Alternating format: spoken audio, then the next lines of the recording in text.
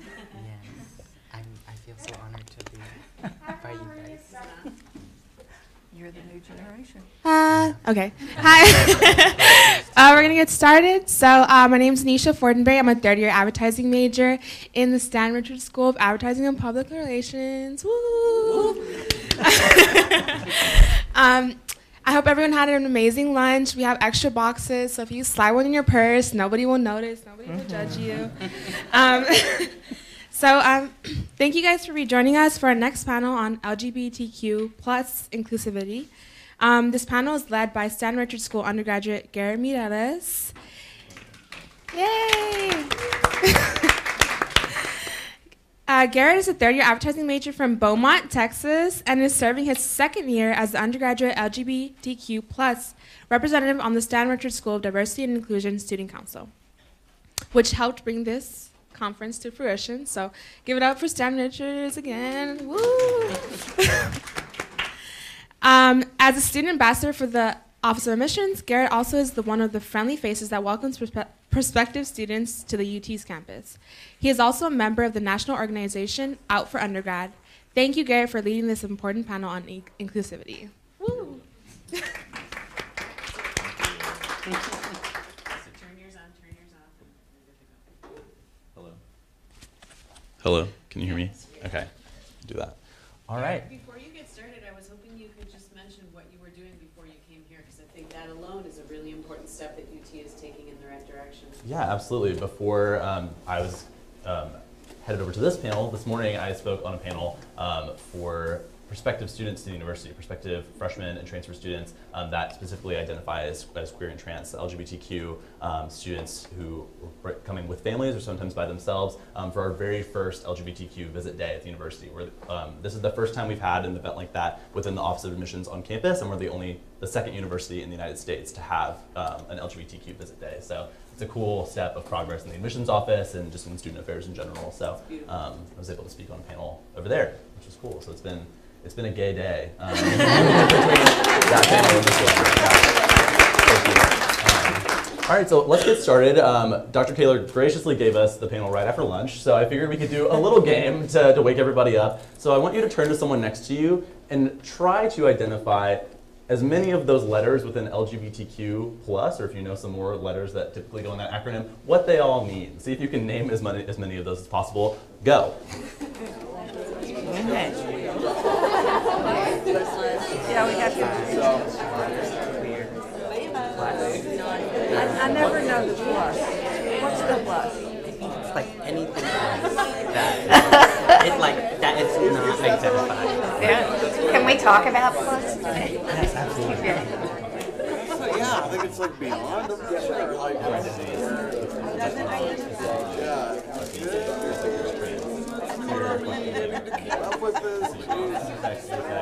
Everything else.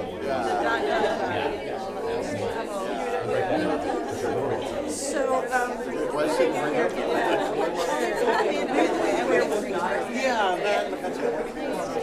yes and yes.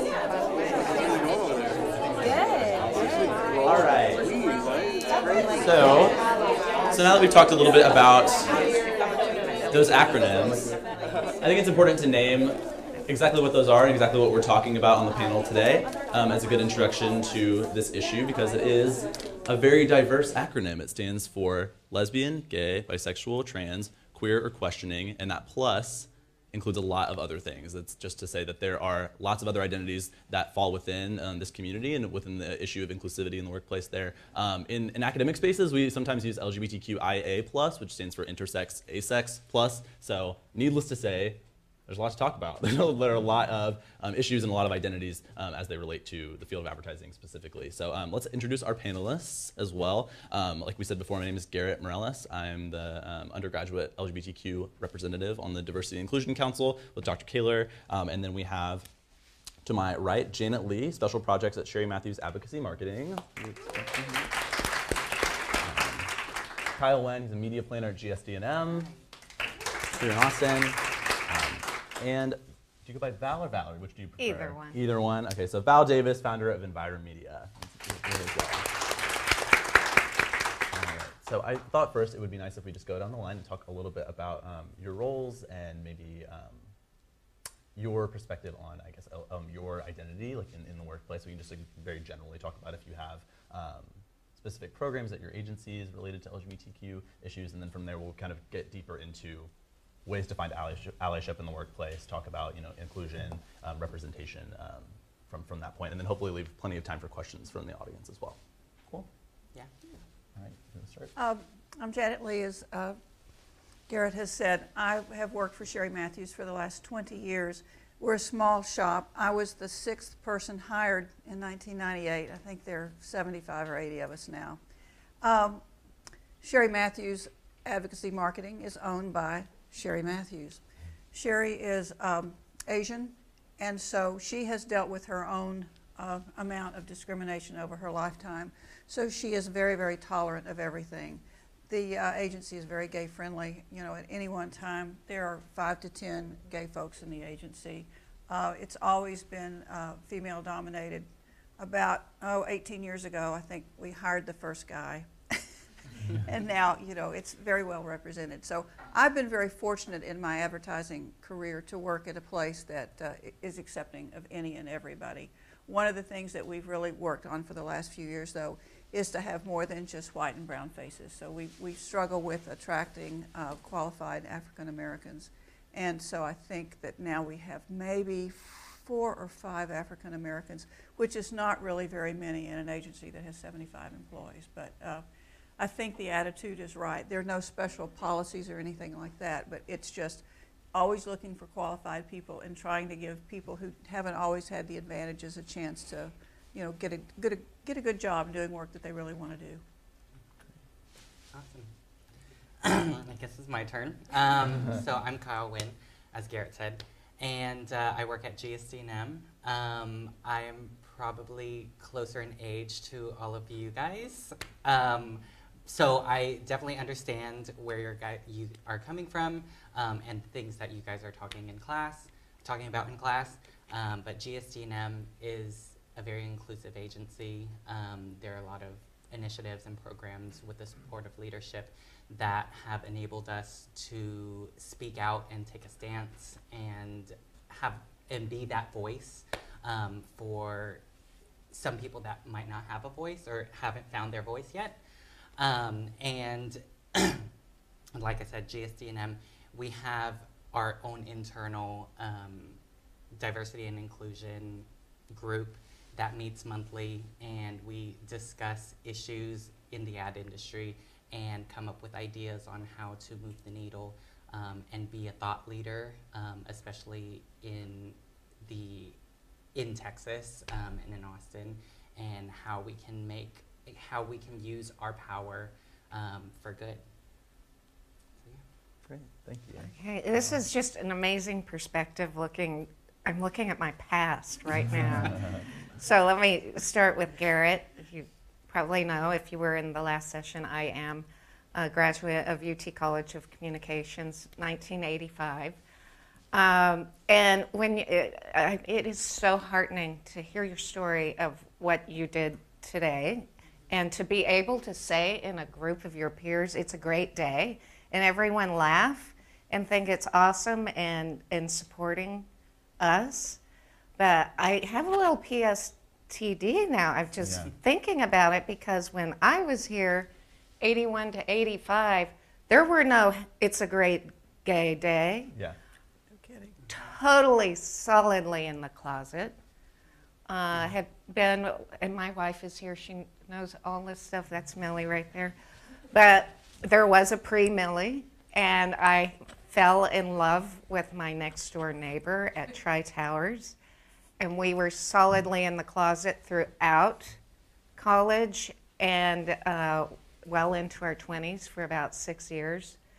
And nothing was more painful than to see her go on a date with a guy, or her see me. So it's a different world. Yeah. It is a different world. You guys have no idea.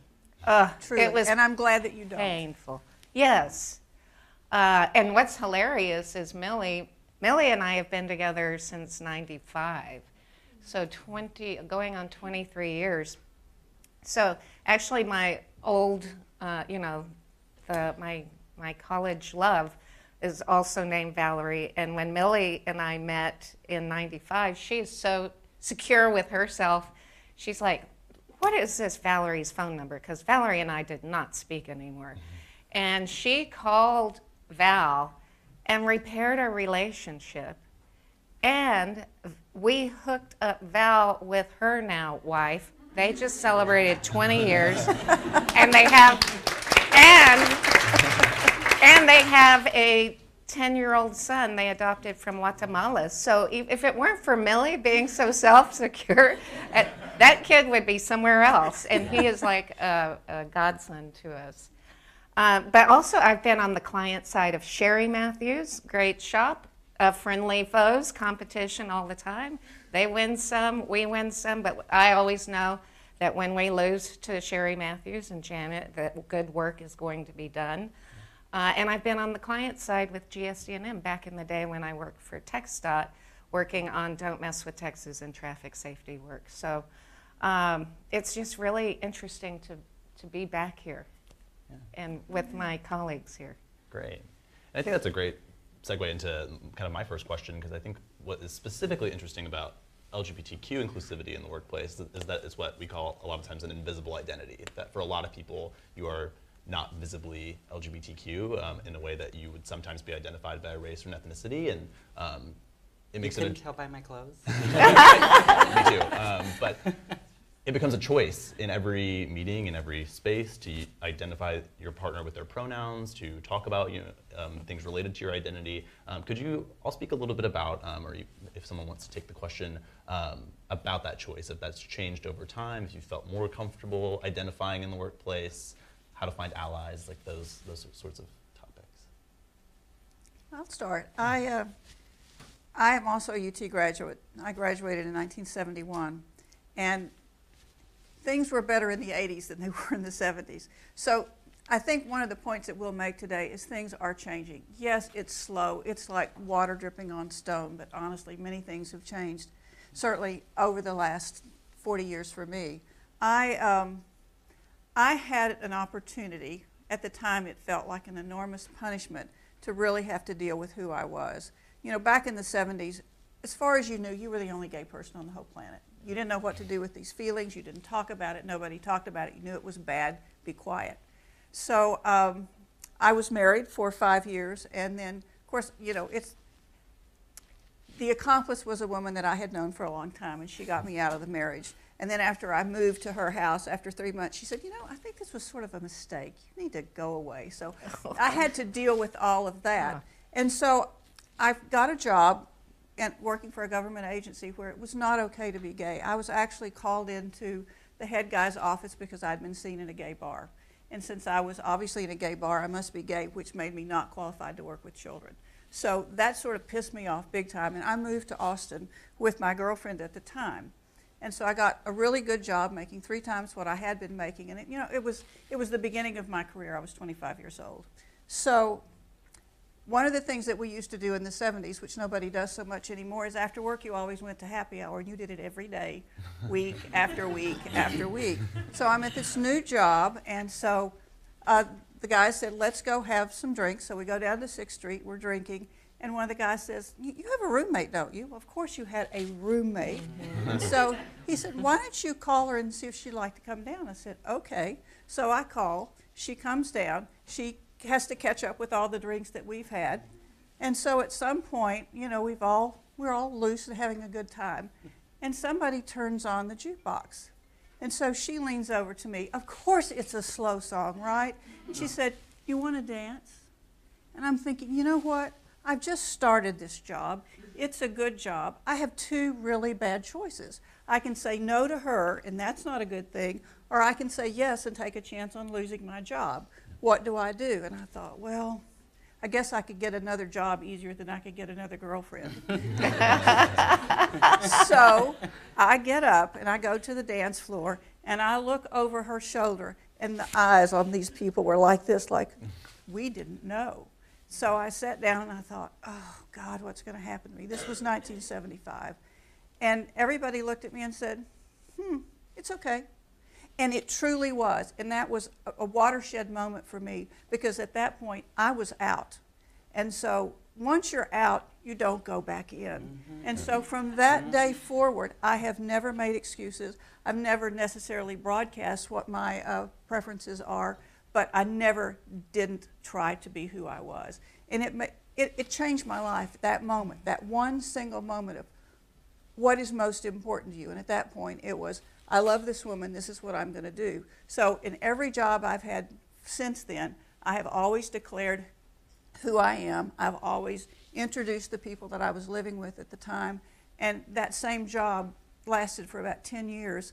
And at one point, my boss said, I was in charge of the board of director relations. And so we'd have these big dinners, and I was always taking whoever I was with at the time. And at one point he said, could you please just bring a guy for a change? And it made me so mad that I found the most flaming queen I could find. And I took this guy to this black tie affair. Yes. We had the best time. He was a fantastic dancer, and every woman in that room danced with that guy. And so then my boss said, okay, just bring the girls, just bring the girls. So sometimes you just have to be a little bit brave, and the bad things you think that are going to happen don't. Yep. Oh, and to add to that, I was in the closet even throughout undergrad, and I know that it was more recent, but it was still like gay marriage was not legal, and I came from an Asian family, traditional family, so it was really, really hard, and I knew that I struggled with it throughout my whole life. And you know how when you go to college, you're like, I'm going to be my own person, I'm finding myself, but I never got to find myself in undergrad because I was still scared. I didn't tell any of my peers. I only told one person, my best friend, and it was even like, oh, I'm experimenting. But once I realized that when I got into the workforce, I'm going to be there every day. I'm going to see these people sometimes more than I see my own family at home.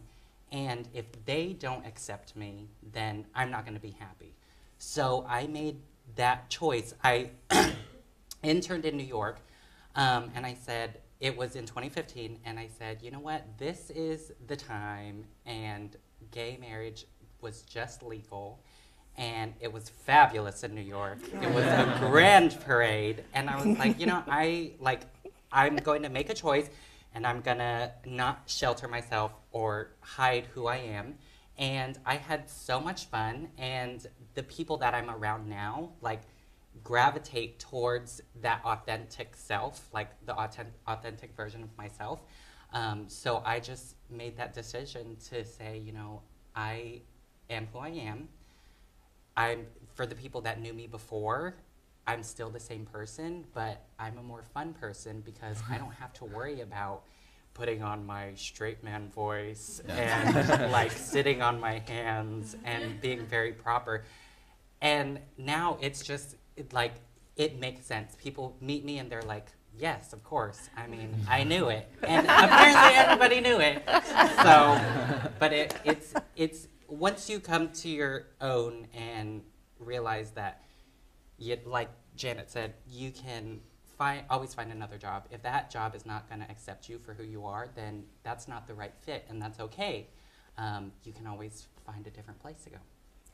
Then not just the job, but the clients too, Yeah. right?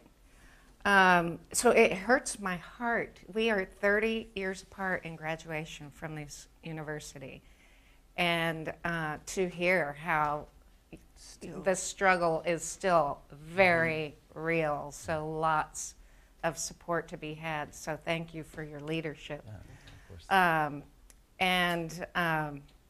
Anyway, but as far as, I think there are different levels of being out. So out, of course, to your lover, right? Yeah.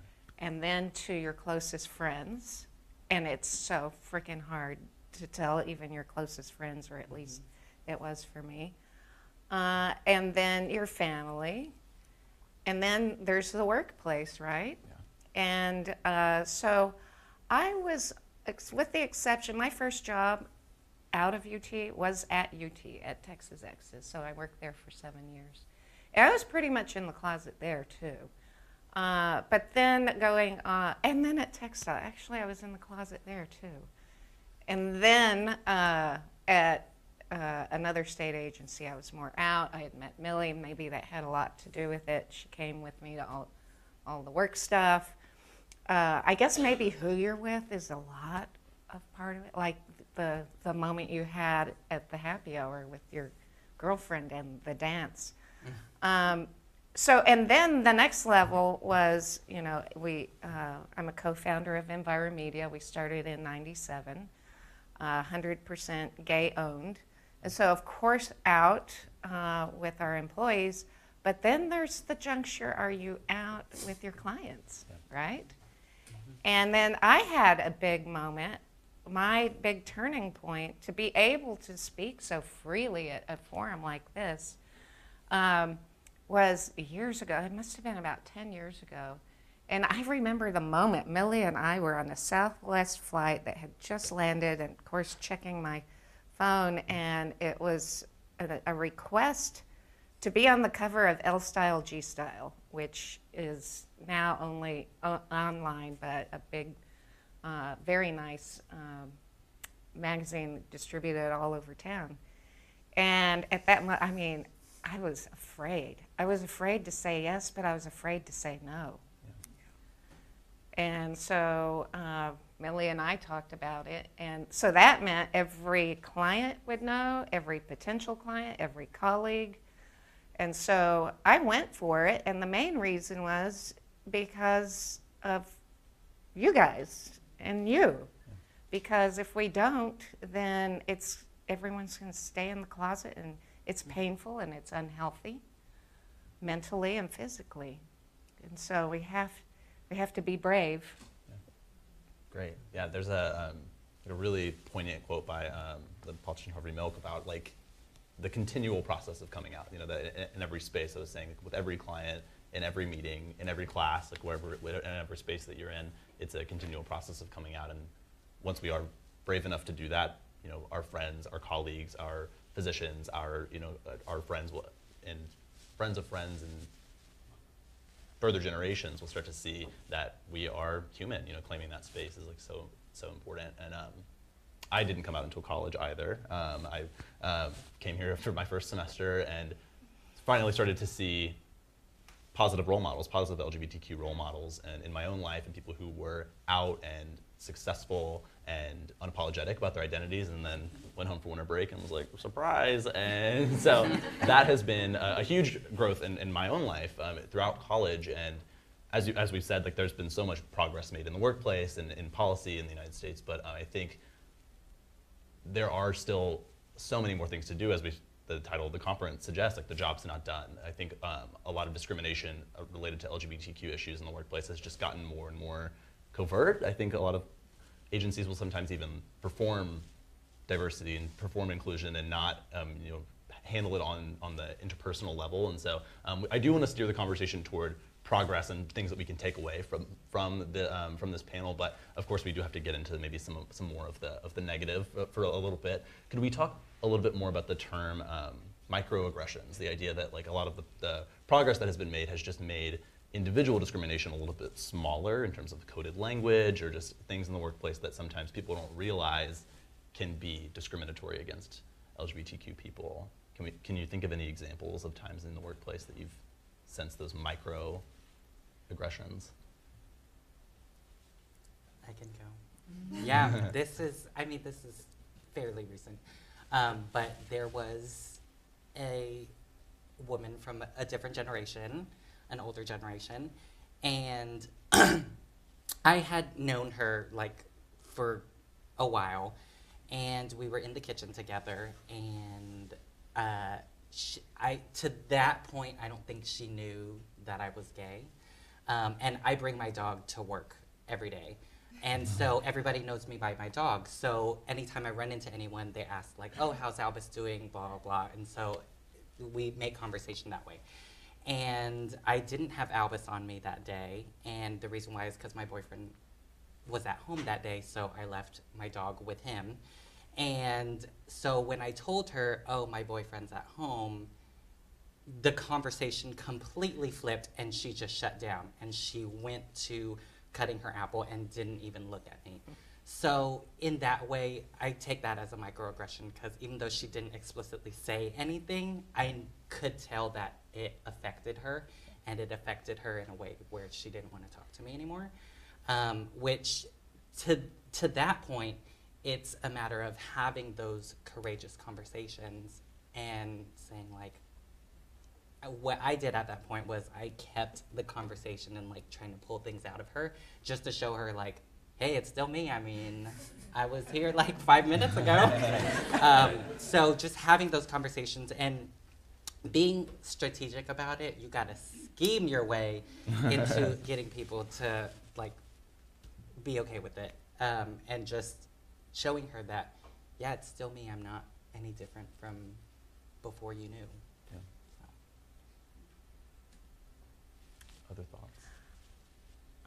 One thing that has come to mind, and this happened in the past 6 months, and I'll be very vague, but it happened where I had one client say something about another client within the same entity, and said, and she and I are pretty close and frank and have fun together, and she's like, that guy, I don't like him, and she said, he said something about you guys, right? Yeah.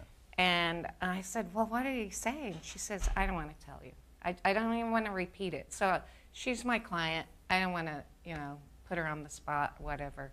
But to this day, I can't help, and I could be wrong. Is it that gay agency? I don't know. But why wouldn't she repeat it to me? But I could be wrong. My mind could be racing in the wrong direction. But the simple fact that it goes there is something that I deal with, I suppose. Yeah. I'll find out, though. One of the challenges, I think, anybody who's not mainstream, and honestly at this point I don't know what is mainstream, but anybody who's a little bit out of step is kind of always got their antenna up, wondering if there's going to be a repercussion for that. And so we talk about it does take courage to come out, whether it's just to this group of people or this group, whoever it may be. And I think the important thing to remember is it's a personal decision for everybody, and nobody's going to do things the same way. But I think one of the things that's probably happened, certainly in the last 30 or 40 years, is that when we were all hidden and we were all really so afraid, because the repercussions were serious. If you were a man, you were probably going to get beat up. If you were a woman, some guy was going to try to convert you. You just hadn't met the right man yet. And so there were some real physical challenges, I think, that were legitimately fear-based.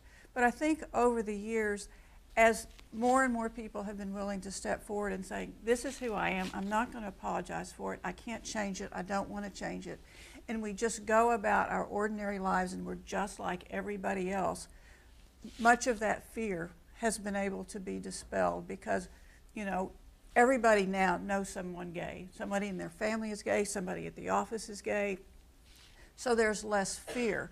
That doesn't mean that everybody is accepting or approving, and I do think there's a big difference. Right now, the law requires a lot of acceptance. You cannot discriminate for housing. You can't always get away with discriminating in employment. Now we could actually get married. I'm delighted to hear that you have a wife. I have a wife of 37 years. So it just is this incremental thing, but those of us, no matter if we are gay, if we are of a different color, you just have to just be who you are, because other people will get that there's nothing, they have nothing to fear from you. You're not going to try to convert them. It's all of that stuff that really over time I look back now and I wonder, why are people so afraid, honestly, and who really cares? I mean, what I do and who I love, what difference does it make? It's just, so, I have this longer range perspective, and I still kind of scratch my head about, why in 2018 would some old bitch in the kitchen not be willing to talk to you? Yes. I love it. Thank you for that. Of course, this panel is the most fun. Obviously. And it's important to remember, too, that some of those examples, especially from Kyle and Val, were so recent. You said within the last 6 months that those things have come up. But outside of the social context, I think we also have, like you were saying, about some more systemic changes that have to come about for people to really be equal in the workplace. Val, could you speak a little bit, especially as the founder of an all-gay agency, as you said, about how we become advocates for ourselves in the sense of same-sex health benefits, in the sense of workplace discrimination, because we don't have LGBTQ workplace discrimination rights in Texas.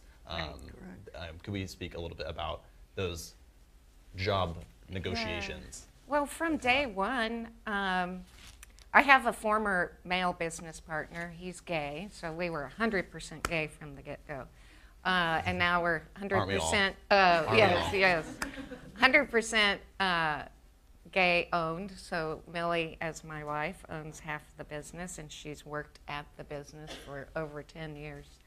But from day one of the policies, once we started having employees more than, let's say 3 or 4, would be what is broadly known as maternity leave, and having a male business partner who's also gay, we made sure we had parental leave, so that when a father at Enviromedia has a new baby, he can have the same time with the baby that a female Enviromedian would have. That's one example. Yeah. Janet, do you have any examples from? Yes, I wanted to have health insurance for my wife. She was not my wife at the time. It wasn't legal. And so I talked to Sherry and I said, is there anything we can do? And she said, absolutely. So we called the insurance agent. And I wasn't the only gay person with a partner at the time at the agency, so we were trying to make dependent coverage available to everybody. And legally in Texas, we could not do it. They absolutely said, no, we can't allow this. And we tried all kinds of angles, and it didn't work. And it just, at that point, seemed so routinely unfair that even employers who would be willing to offer those benefits to their employees were statutorily unable to do so. So things, I think, have changed now, and especially with the ability for having marriage equality makes a huge difference. It would have saved us a boatload of money as well. So, thanks to Edith for her fighting for getting the DOMA Act tossed out. I mean, it was a hard fight for her, and it's too bad that her wife died before she could see the benefits. And she only recently died, maybe 6 months ago? Former IBMer. Yeah. Wow, that's right. Great. Well, I think, so we have time for questions at the end of the panel as well. We could shift looking toward the future in terms of finding allies in the workplace and how we continue to make progress in advertising and media specifically. And I know, Kyle, you talked about having a diversity group within GSD&M.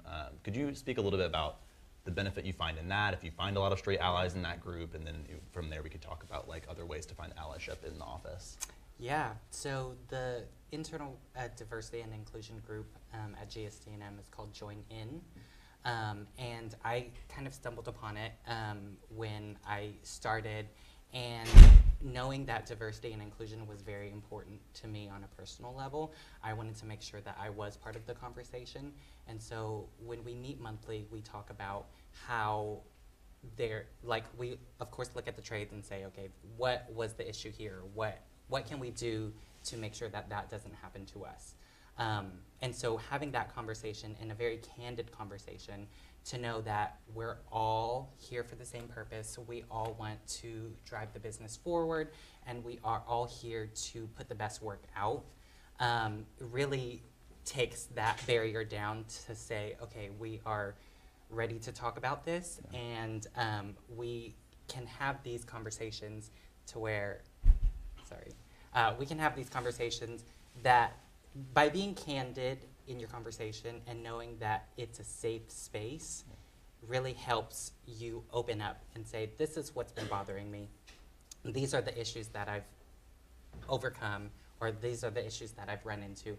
How can we as a group know that we have each other's back, and how can we get leadership's support in implementing some of the ideas that we have? So it's just about being very candid and understanding that it's a safe space for us to have a mature conversation, so that we can move the needle and push progress forward.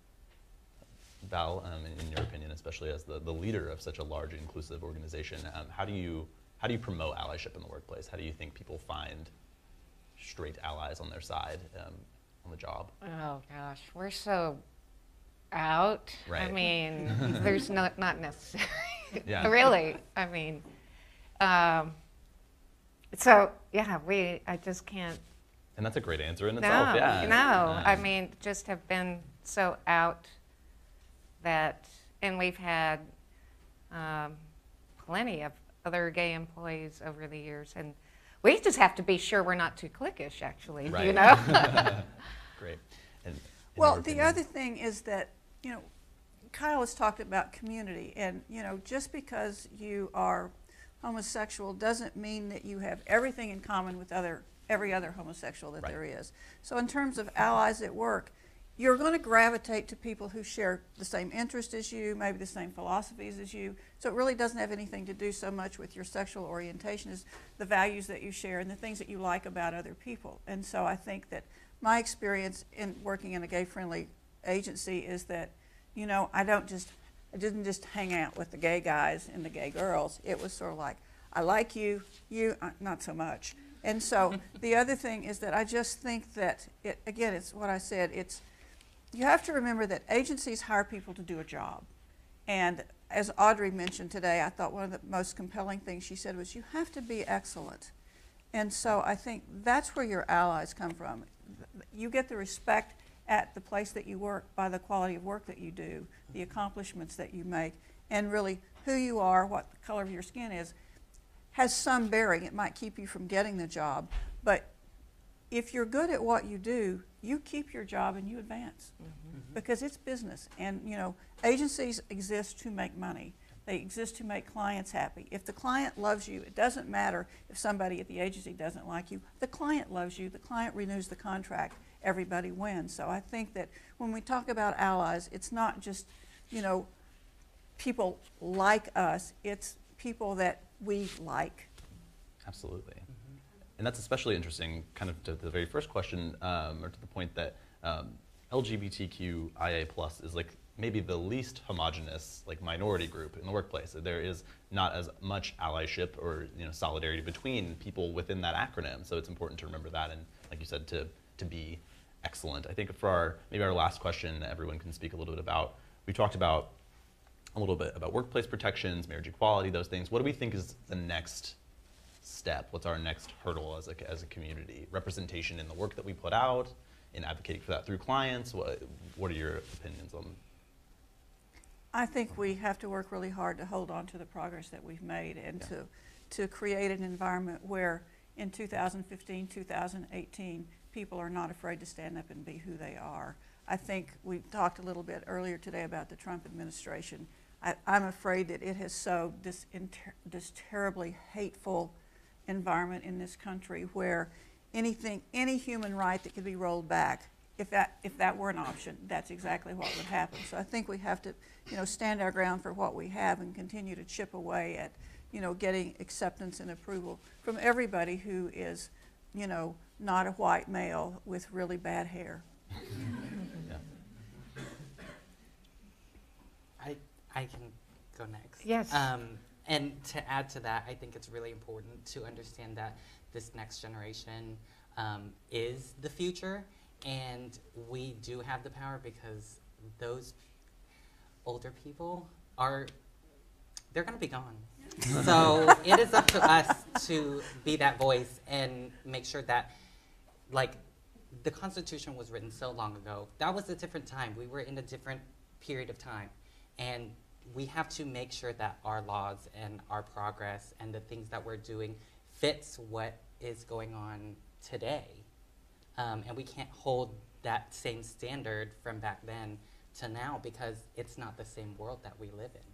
And I think that the next hurdle is also, so one is having that voice and using that voice, so voting, participating in local politics, because all that stuff affects us immediately, no matter who's in the White House.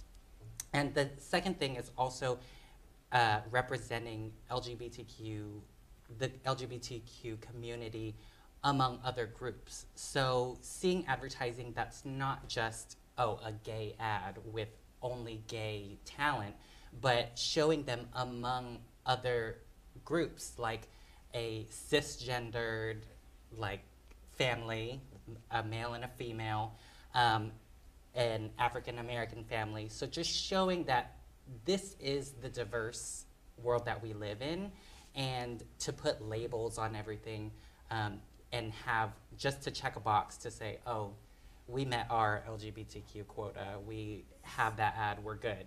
But also living and breathing it and making sure not just putting out that ad so that people see us in a particular way as a brand, but walking the walk and saying, yes, we support our community, or we support all people from all backgrounds, and no matter what your sexual orientation or what you identify as, we support you.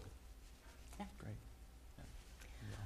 Boy, I want to comment on a few things. I'll start with a bit of a theme that's going from panel to panel is learning to speak up internally at a company when you need to. So the first panel this morning with the, I believe it was inauthentic, crazy ad, African-American athlete who turns into an animal, and the internal discussion and how, uncomfortable that was. So how do you speak up about something like that? How do you speak up where, you might be working for a big energy client and they want you to greenwash, or say that climate change is not real. You heard Carol speak up about the tobacco business. So just to know, how do you speak up, and how do you spark internal change? So, not every company is like IBM and Silicon Labs, who you saw earlier, where, so what do you do, and how do you speak up, or how do you start employee resource groups, so there's that. I want to point out that Enviromedia has a certification with a wonderful organization called the National Gay and Lesbian Chamber of Commerce. And they are based in DC. We have a certification. They have no fewer than 200 corporate partners that are like the best brands in the world, including IBM, who want to do more business with gay-owned companies. They do amazing networking. So you might want to consider, look at who those corporate partners are, and decide, hey, maybe I should go work for one of those companies. I'll tell you, I'll do an ad real quick. Meredith with IBM, she says there are so many jobs available. And so look to the companies that you like who do great things for the LGBTQ world.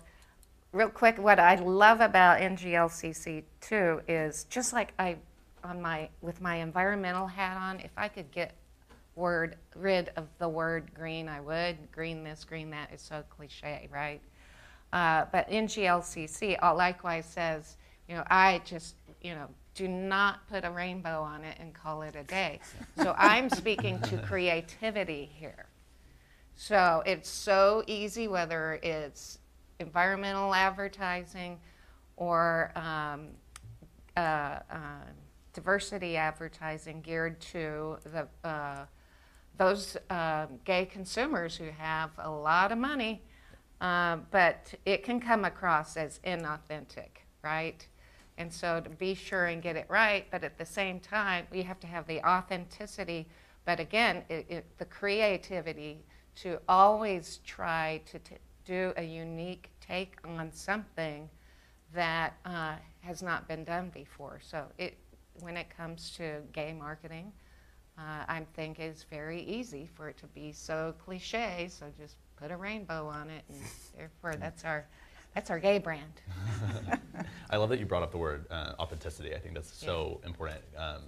I also want to do a quick plug for a resource. You were talking about finding, inclusive companies, and that can start in undergrad. For all the undergrads that are here, there's an organization that I'm a part of. They mentioned in my bio called Out for Undergrad. It's a conference for LGBTQ A+ undergraduates from college campuses across the United States in different industries. So there's a business conference, a marketing, tech, and an engineering conference, and they connect LGBT students, just like us, from all over the United States with companies who have employee resource groups, they have mentors, they have LGBT professionals in positions of power that come and they organize the conference for free. All your expenses are paid. They fly you out. You meet other students your age. You meet mentors, and that is a great place to start as well. So look out for that in the coming year. Out for Undergrad happens every year in the fall, and that is another great place you can start as an undergraduate student. But they talk a lot there about bringing your authentic self to the workplace. That's a big phrase that you use a lot, and that authenticity in the creative, I think, starts with the unapologetic mentality of being authentic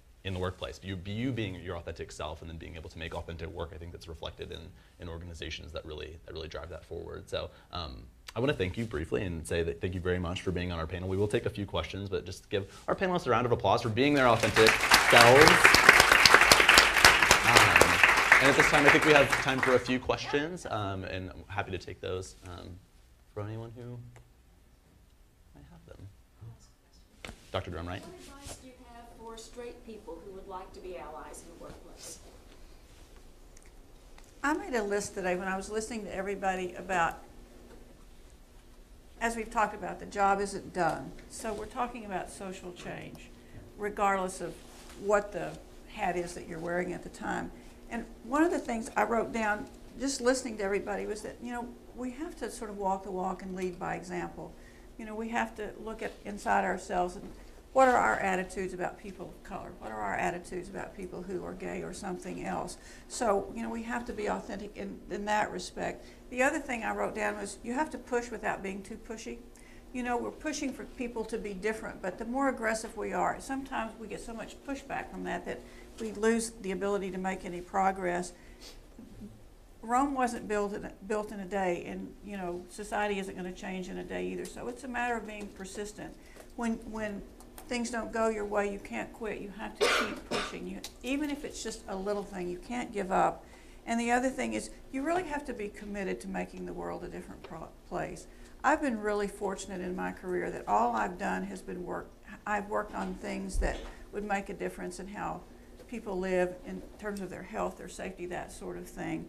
And so I made that commitment when I graduated from UT, which was very, very long ago, and every job I've had since then has had some element like that. So, if that's kind of where your head is, you can make amazing progress. You just have to find the small victories and build on those. I wish that we could wave a magic wand and everything would be fair and everybody would be treated equally, but y'all, it's not going to happen. But a little bit will happen if everybody, straight, gay, brown, black, white, whatever, does their own little piece and stakes out the change that they can make. And even if it's changing the opinion of your sister, your next door neighbor, the guy in the cubicle next to you, that's how progress is made. It's inch by inch. It's not meter by meter. Yeah. Any other thoughts? And I think to add to that also is to make sure that your opinion is well known. So your view of, I support the LGBTQ community, because we were talking about coming out in the workplace, and you're always coming out. And so that conversation, if you know, as a gay male, or as a gay person, if you know that that person that you're about to come out to is supportive, then it just makes it that much easier, and you will find an ally. It'll be easier for you to be allies in that regard, because there's that mutual respect and understanding that I know that you're not going to stop talking to me just when you find out. And so I am comfortable enough to approach you and to be candid and open and tell you about the things that I'm experiencing at work or whatever.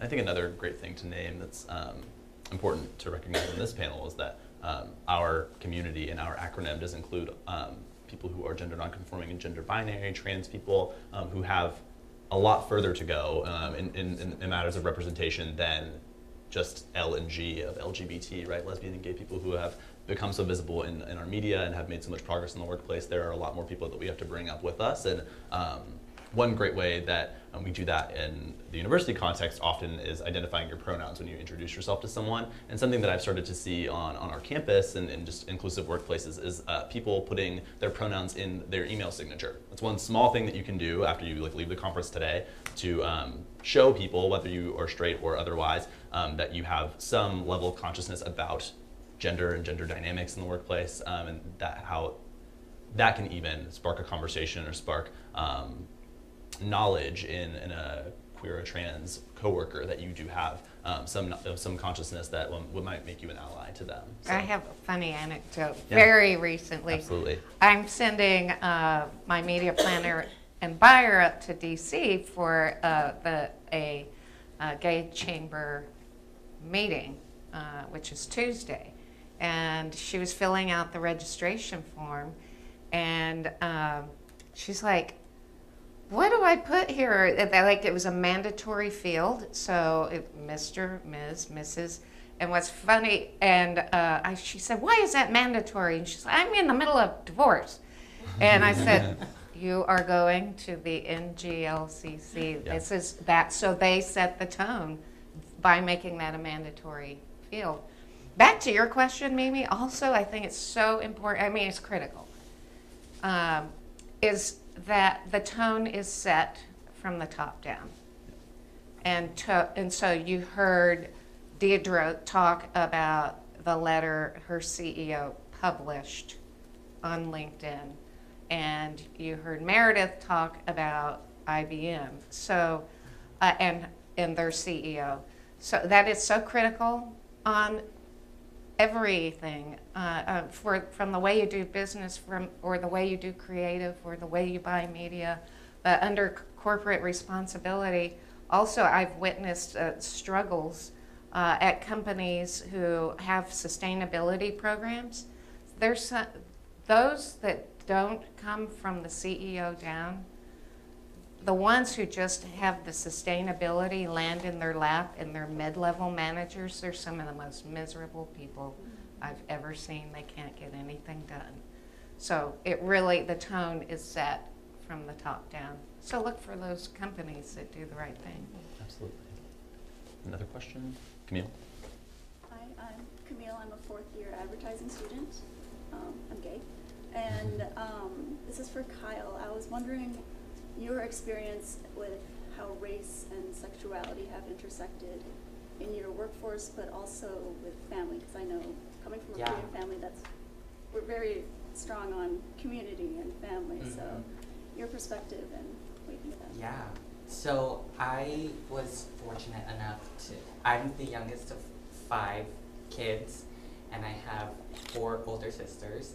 So a lot of weight growing up was put on me to be the man of the family, because my dad was in and out, but that's a different story. So there was a lot of weight put on me specifically because I was the man, and I was supposed to carry on the family name and have a wife and have kids so my kids can carry on our lineage. And that was something that I was really struggling with, because I was like, I can either please my family and be unhappy for the rest of my life and lead this other life, or I can be true to myself, because your family, like, you're very close with your family because nobody can replace your family. But at the same time, your family is not going to be there all the time. Like, you're going to have your own life outside of spending time with your family. So realizing that and understanding, like, it's my life, and wherever I do end up, they're always going to be there for me. So I came out to my sisters first, and they were, half of them were supportive, the other half were weirded out by it.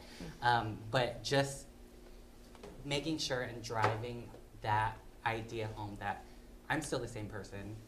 I've always been this person. Just because I'm telling you now that I'm gay doesn't mean that I'm any different.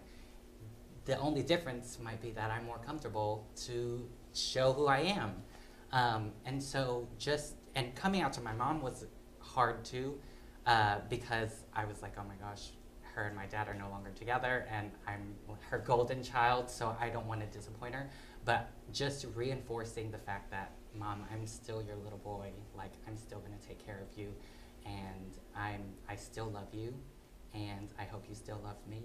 And that having that conversation and just showing her that I'm still there for her really helped her come over or overcome that.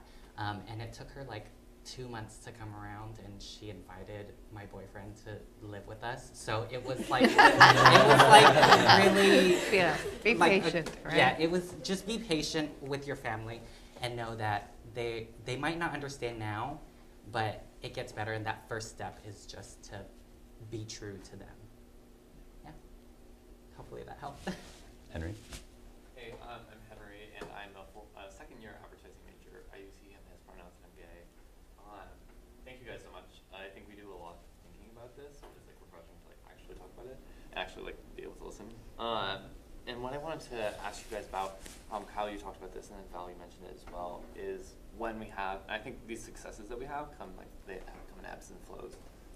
And recently we've seen a lot of advertising and campaigns that deal with these issues that we're talking about, or just use the imagery.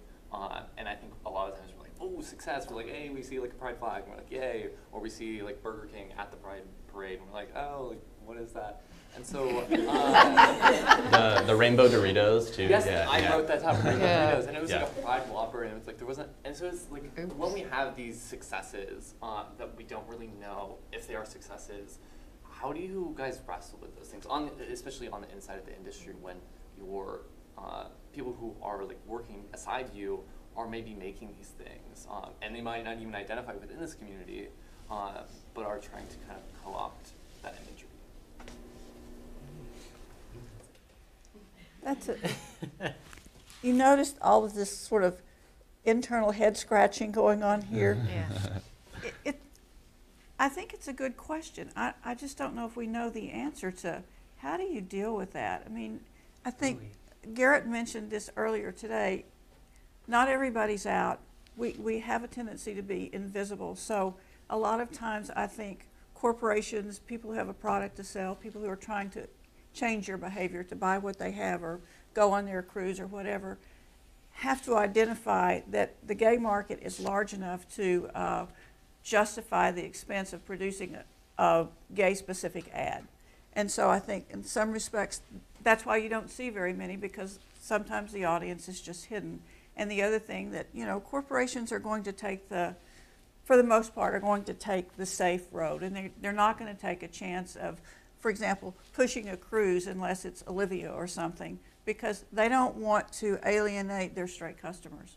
And so I think, again, sometimes it comes back to a business decision. How big is this market? Can we influence the market? What does it cost us in terms of our market share if we do something that may alienate the bigger block of people that we're trying to reach? So, I mean, I don't know that answers your question, but I do think that that's a lot of what is discussed when you are working with a corporation about who they're going to appeal to and how they're going to do it. I think it comes down to like this community, like, you know how there are stereotypes, right? And slapping, to what Val said, slapping a rainbow flag on it does not make it gay. So I think it comes down to having that conversation with the people that are making those ads to say, okay, what is your perception of the gay community? And then just see what they say. Like, oh, do they really know what they're talking about? Or is that their perception of what gay is rainbows and fairies? Like, that's not what it is. And to go back to what I had said earlier about just having that representation among other groups, so not separating it out as, oh, this is a gay ad. It's just, this is our ad. We celebrate people from all backgrounds and from all walks of life. And having that representation among other groups, like a normal family that people are accustomed to, and having them right next to a gay family or whatever. I would add, going back to just don't slap a gay or a rainbow on something and call it gay. Sometimes I think, I have mixed feelings about, like, you see some commercials that feature, it's not all about being gay, but it just features a guy and a guy couple and their kid or whatever. Yeah. I have mixed feelings about that. It does set the tone, that's great, but part of me feels like that's just checking the box too. Yeah. You know, being gay is not the first thing about me. I have favorite brands. I mentioned, Apple earlier, but it's not Apple pride or, it's not that. Yeah. Go look at the latest issue of Advocate magazine and see who's advertising in there. And so I think it's just about doing great work, really, and maybe where you place the ad, but it doesn't have to be so darn gay. Just be a great product. Yeah. And internally, I think we were talking kind of about, like, a phrase people use is, like, rainbow capitalism and so the corporate social responsibility of companies that do this kind of work. And like we were saying earlier, with companies that perform being sustainable or perform being green, that a phrase that I've heard and kind of internalized is, for any marginalized group, if an organization is putting out there a rainbow, a green label, the idea that you have to put us in the budget. Like you said before, the whole premise of marketing and advertising is to make money, right? We work with clients and we make money. And so to really make space internally for LGBT people and make space for important social causes, you have to put it in the budget.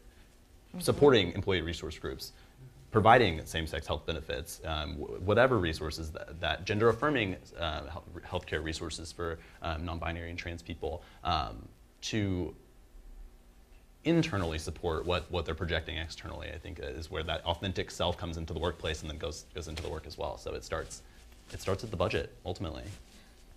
Any other questions you might have? Jennifer? Hi, I'm Jennifer. I'm a fourth-year PR major. My question is, well, I've been a part of a lot of discussions and group projects where the conversation is very heteronormative. So I was wondering can I address that with my peers and my professors as an ally and when LGBT folks aren't present? Yeah, I think it goes to posing the question, like, how would you feel if you were in this position? And bringing that up in that conversation to say, okay, there isn't that representation here. So if we walk a mile in their shoes, what would they have to say, and what would you think? And put the question back on them to say, like, what do you think they would say about it?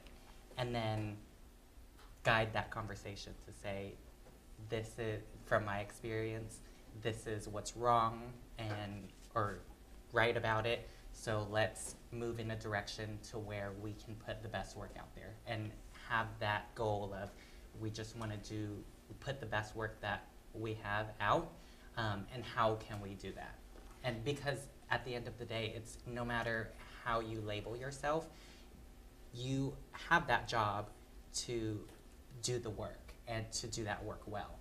So if we all agree that that we are just trying our best and we want to put the best work out there, then that kind of levels the playing field. Did that help? I'll just remind everyone who was there this morning, the first panel, they talked a lot about empathy. Yeah. So. Absolutely. That was a theme last night as well, the importance of empathy in the workplace, and, like, kind of to the point you were saying earlier, that not every ad from an inclusive company has to represent a gay couple. And, like, in school projects, of course we start doing, like, creative work in these classes, not every project has to be centered around like gay identities, but just that empathy between partners, that empathy between, you know, client relationships is like so important. Absolutely. And I'd also like to add, so we've talked a lot about having those conversations and being courageous and being your authentic self, but at the same time, knowing our audience and knowing that even though there has been a lot of progress that's been made, we have to be smart about the conversations that we make, and we have to be very diplomatic about it, because the harder you push, it could just, they could label you as, oh, that person is just speaking out because they're crazy, right? Yeah. So if you do it in a way that's more diplomatic, to say, hey, this is where I'm coming from, that will help guide them for them to see eye to eye with you. So I think it's just about being smart about like picking your battles and not always speaking up. But speaking up is important, but knowing when and where to speak up. So it might be better suited for a private conversation so that you know you have that support of someone higher up, and then dispersing that message out later. So it's all about scheming. Maybe you have time for one more question. No? I work at LatinWorks. I'm an account director there. And so to your question about kind of, is it authentic or what do brands think? So I work with Target, and Target is an enterprise that inside the company, they are very LGBTQ supportive and authentic. And so I feel like their branding, when they do support Pride Month, which they do huge initiatives, they're based in Minneapolis, they're in the Minneapolis parades, they're in the New York parades, I feel like it comes across very authentic because they stand behind that from a corporation.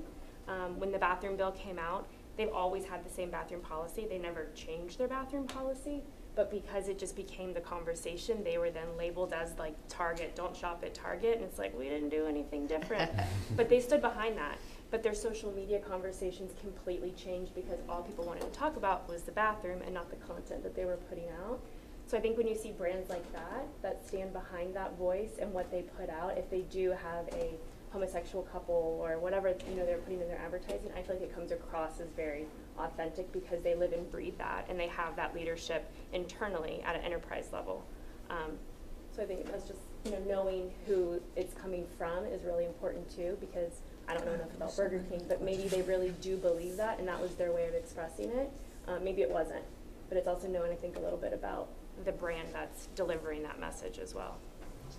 I actually think we did have one more question over here. Oh, mine was a little bit of a plug. So my name is Jill Prentice. I'm the Employee Relations Director at T3, also gay, use she, her pronouns. And South by is coming up, as you guys know, and we actually have a panel that we're moderating at South by that's called How Gender Fluidity Recasts Brand Marketing. So it's all about that. And we're actually going to be releasing a code snippet that people can add to all of their online forms for people to self-write in how they gender identify. So it should be kind of a universal thing. Again, trying to make the business case for people to include more gender identities. If we can gather that data and show, then that's really important. So if you guys can come to that panel, that would be awesome. Absolutely. Thank you. Thanks. Can I do one more plug too? Please. Absolutely. Right.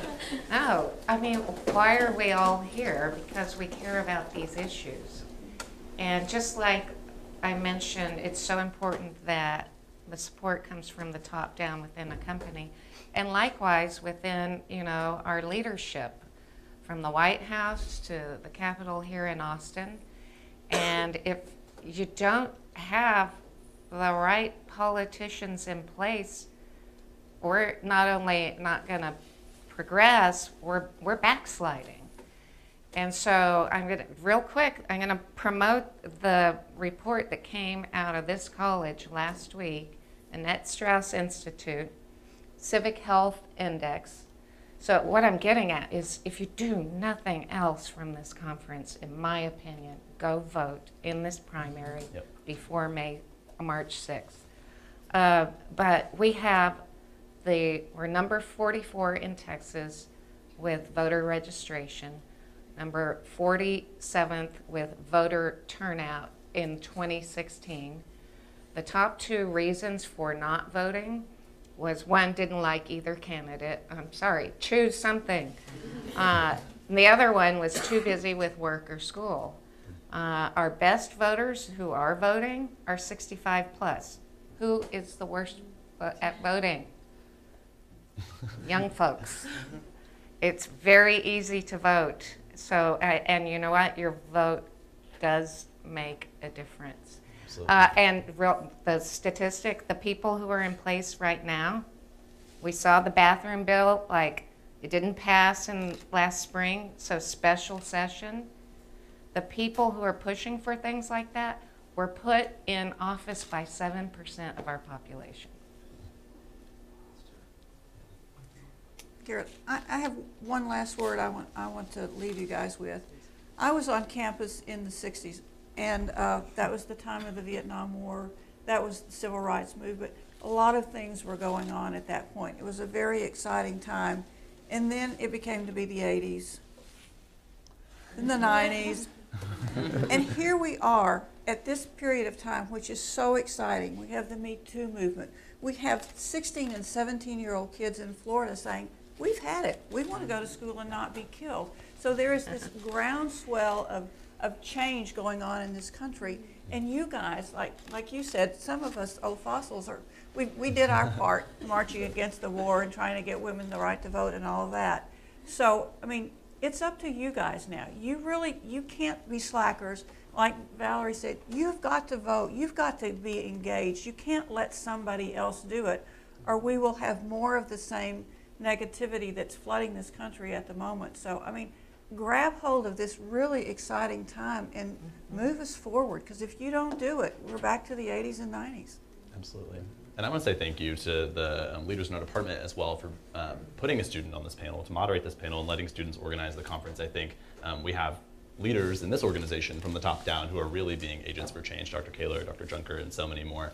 So thank you all very much for the opportunity to do this. I hope this has been informative for everyone, maybe a little fabulous. And I want to thank our panelists once again. So could we just give them one last round of applause?